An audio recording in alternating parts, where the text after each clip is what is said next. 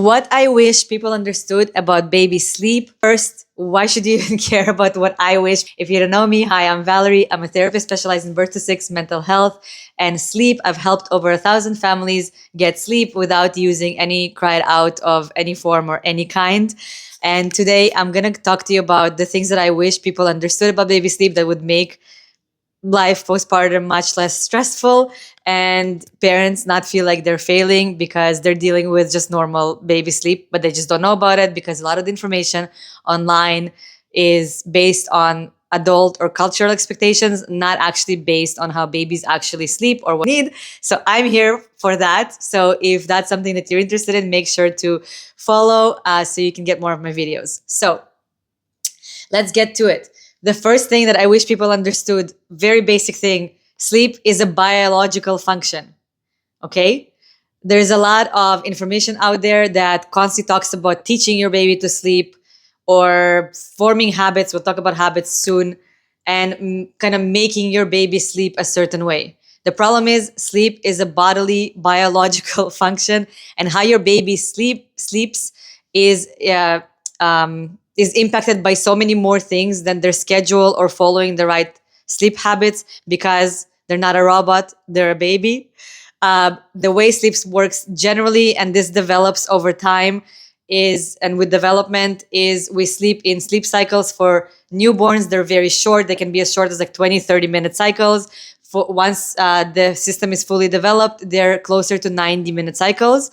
And what happens is when we enter the end of a cycle, our body enters this lighter sleep stage, in which time we do a check inside and outside of our body, basically to make sure that we're gonna survive and not get eaten by tigers. I know this sounds crazy, but our technology and how we live nowadays has evolved completely away from where our brains are. And in our brains, the emotional center very much is still worried about getting eaten by tigers at night. And babies are born mostly with the part of the brain that's mostly developed is the emotional part of the brain. The thinking parts of the brain develop much later. So basically what that means is they're much more connected to their physical needs and the automatic emotional brain centers. What does this even mean is when they do this check at the end of the sleep cycle to see if they're safe, if there's any discomfort, if they need anything, if they're secure, if you, the person that's responsible for their safety and security, if you're nearby, they're going to be doing this check inside and outside of their body. If everything is all right, they're comfortable, they're feeling safe, secure, everything's great, they're going to return to sleep. They might even do that without crying for you. If they need something, any discomfort, hungry, thirsty, need anything, they're gonna be crying for you because they have no other way to get it. And then that's when you would respond to them and help them get back to sleep. To learn what's normal based on biology in terms of overnight wakes and how long babies should sleep by age based on normal development, make sure to get my free normal baby sleep guide. Because the sleep stretches do lengthen as sleep develops and as your baby grows. So it doesn't mean that like they're always going to be sleeping like this, even if they do wake up frequently. So the other thing that I wish people would understand, and I mentioned it a little bit, is sleep is a developmental function. So basically, just like learning to walk and talk, sleep also develops differently for different babies, which means that different babies will sleep through the night or sleep longer stretches at different points in their lives, all within normal development. Most babies will sleep through the night by around 10 to 12 months, and what I mean by that is they might wake up for like maybe one easily resettled wake to feed, maybe a little more, but like most of them will sleep through the night at that point. But it's normal to take longer. It's normal to take shorter. Just like walking can be normal anytime between, I would say like some unicorn babies would walk at like 7 months, but this is very uncommon, to all the way to like 16 or 17 months. But most babies will walk probably between 12 and 15 months, something like that. So it's similar with sleep. The sleep stretches increase throughout the first year, but not in a linear fashion. and most babies will probably have some form of sleeping through the night by around 10 to 12 months. But when it happens, whether it happens for your baby at 6 or 8 weeks or it happens to them at 18 months, is developmental. So it depends on their just individual development. Again, to learn what's normal, make sure to get the normal baby sleep guide. The third thing that I would like people to understand, or wish people understood about baby sleep, is that parents form habits, not babies. Babies do not form habits. They're just doesn't this concept just doesn't make sense based on brain development. Um, and also, the other thing that's really important to remember is habits are not life sentences. Habits are things that were effective for you to get things done at some point in your life. For example, there might be some things that are really effective for you or working for you or keep your sanity during the newborn phase. They might become bad habits if they no longer work for you or they're causing you more stress than actual rest. So just remember, your baby is not yet capable of expecting you to do things a certain way. They only start, their ability to start even making connections that things will follow a certain order starts around 4 months or so. So before 4 months, none of this even matters. After 4 months, it matters only a little bit, but you should watch my other videos to learn more about that. So another thing that I wish people understood is sleep can be unpredictable, but baby sleep can be unpredictable, but it's not because you're doing it wrong. My husband just coughed and it startled me. Okay. So sleep can be unpredictable in the baby phase, but it's not because you're doing it wrong. It's usually because you might have unrealistic expectations. Their sleep changes a lot, especially in the first 3 months. It's like constant. Basically, in the first 6 months, it's frequent. I would say like every 3 weeks or so, something changes. And after that, it still changes frequently in phases, but those phases are less frequent throughout the first and second year of life. Babies need feeds overnight for a while. It is biologically normal, particularly if they're breastfeeding, for example, to still feed overnight all the way to like 18 months. But the frequency of the feeds and the number of feeds needed decreases. And it also can be kind of go up and down like this, depending on what they're going through. Whereas most people expect sleep to go like this. But it's not linear. It develops like this. Like overall, it gets better, but it goes in phases of being more disrupted and less disrupted depending on what they need. For example, if they're going through a growth spurt, they might be feeding more overnight and waking more overnight to feed. But that's usually just like a phase that resolves itself. Your baby's development and just regular life is at play. And the reason that like it's more bothersome to you is that you might be more aware of their sleep because they wake you when they wake up and need something. So you might be thinking, before my baby, I was sleeping great and I was sleeping the entire night. But the reality is that nobody, including adults, including you have never slept through the night. You just don't remember because you weren't paying attention to it.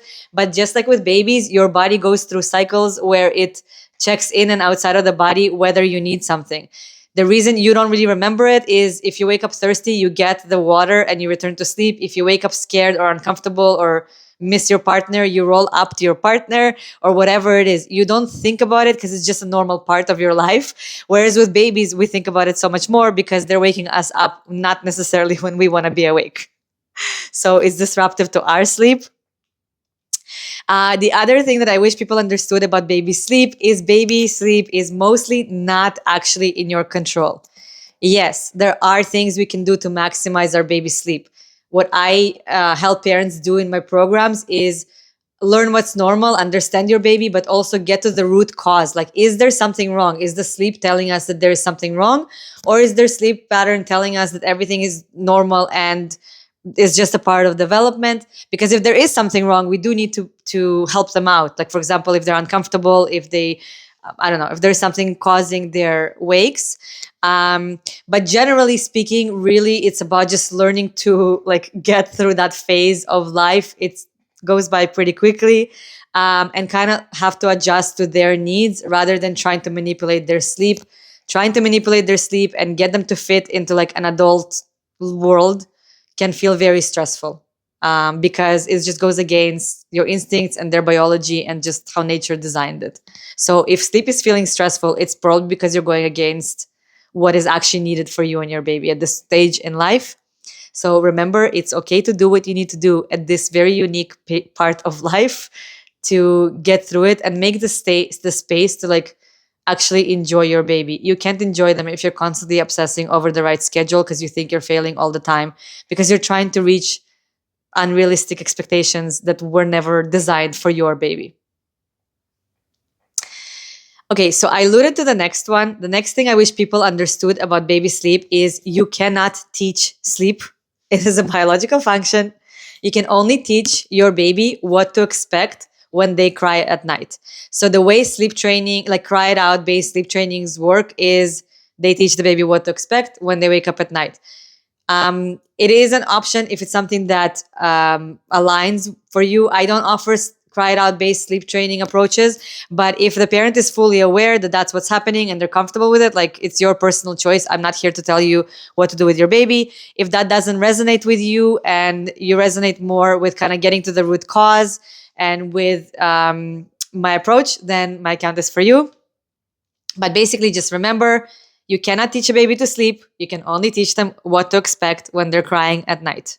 So think about what do I want to teach them, and does it align with my values? Is it sustainable for me? Is this approach sustainable for me? Is this approach sustainable for me?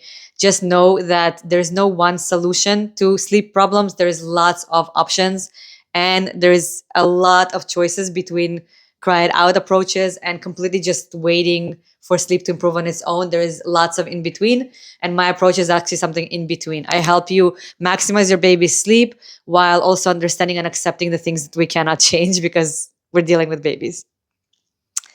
Another thing that I wish people understood about baby sleep is that every baby and family is different, and what is needed for one baby for good sleep is not what's needed for another baby for good sleep. One of the things that annoy me the most about the baby sleep world and like generic sleep information is that it's very like one size fits all approach. Like every baby needs 7 p.m. bedtime.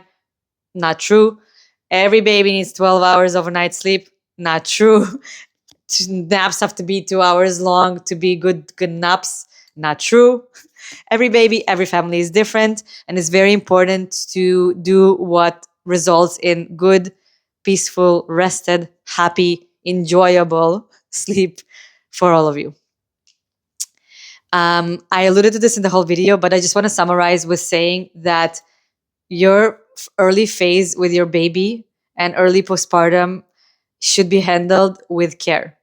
It is a unique and extremely vulnerable time where your brain is literally physically changing. Your baby is literally going from this like helpless blob of a newborn to this like walking, talking human being by like around within a year or so. It's mind blowing. So there's a lot of changes happening.